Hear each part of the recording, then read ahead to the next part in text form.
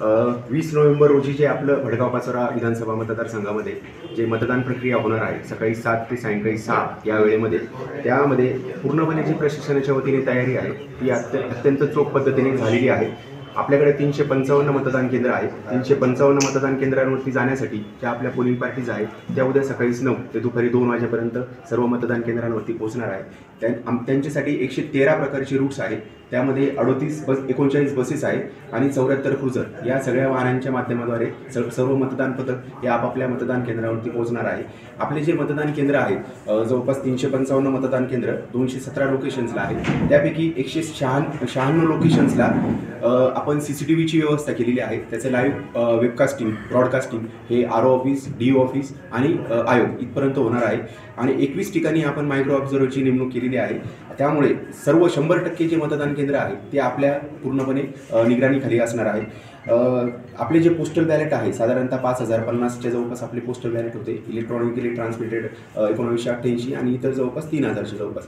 तर हे सर्व पोस्टल बॅलेटचं मतदान त्या ठिकाणी मतदान प्रक्रिया पार पडून आपल्यापर्यंत पुन्हा एकदा होल्ड झालेले पोस्टल बॅलेट्स आपल्यापर्यंत उपलब्ध होत आहे। दिनांक 23 नोव्हेंबर 2024 सकाळी 8 वाजेपर्यंत जे बॅलेट पेपर आपल्याकडे उपलब्ध होतील ते सर्व मतमोजणीसाठी कन्सिडर केले जाणार आहे।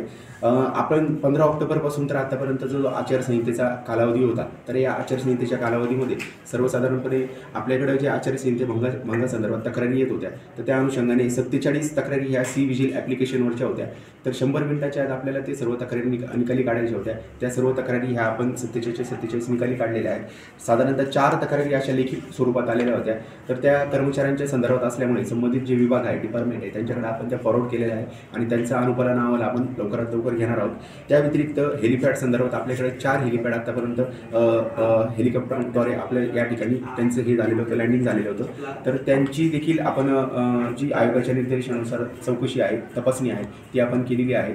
साधारणतः FIRच्या बाबतीत सर्व्हिस वोटर जो एक व्यक्ती होता त्याने आपलं मतदान नोंदवल्यानंतर व्हॉट्सअपवरती ते स्प्रेड केलेलं होतं, तर त्याच्यावरती सर्वात प्रथम आपण गुन्हा दाखल केलेला होता। त्यानंतर जे पोलिंग पार्टीजमधले काही 4 कर्मचारी होते, वारंवार नोटीस देऊन देखील ते उपस्थित झाले होते, त्यांच्यावरती आपण FIR दाखल केला होता। एक मायक्रो ऑब्झर्व्हर आहे, ते देखील आपल्या इलेक्शनच्या अनुषंगाने ड्युटीमध्ये वारंवार उपस्थित झाले नाहीत, त्यामुळे त्यांच्यावरती देखील एक गुन्हा दाखल केलेला आहे। महाराष्ट्र स्वराज्य पक्षाचे एक उमेदवार आपल्याकडे आहेत, त्यांच्या एका वाहनावरती आपण एक FIR दाखल केलेला आहे। साधारणतः एक महिनाभराच्या कालावधीमध्ये आपण 8 वेळेस आपण सीझर केलेले आहेत आणि त्याची जी रक्कम आहे 30,65,940 इतक्या रकमेची आपण सीझर केलेले आहेत। तर एकंदरीत जर विचार केला तर मतदानाच्या अनुषंगाने 20 तारखेची पूर्णपणे तयारी झालेली आहे आणि त्यानंतर आपली 23 तारखेची मतमोजणी प्रक्रिया आहे ही देखील पूर्णपणे आपली तयारी झालेली आहे। दरम्यानच्या काळामध्ये 19, 20 आणि 23 तारखेच्या दरम्यान जो आपला गिरेड रोडचा परिसर आहे त्या ठिकाणच्या वाहतुकीमध्ये बदल करण्यासंदर्भात आपण नोटिफिकेशन काढलेलं आहे। सर्व भडगाव पाचोरा मतदारसंघातील सर्व काही जे मतदार आहेत त्यांना प्रशासनाच्या वतीने आवाहन करण्यात येत आहे की आपण मतदानासाठी बाहेर पडा, आपला मतदानाचा अधिकार बजवा, आपल्या भविष्यासाठी आणि भडगाव पाचोरा मतदारसंघाच्या विकासासाठी आपण मत नक्की नोंदवा। जय हिंद।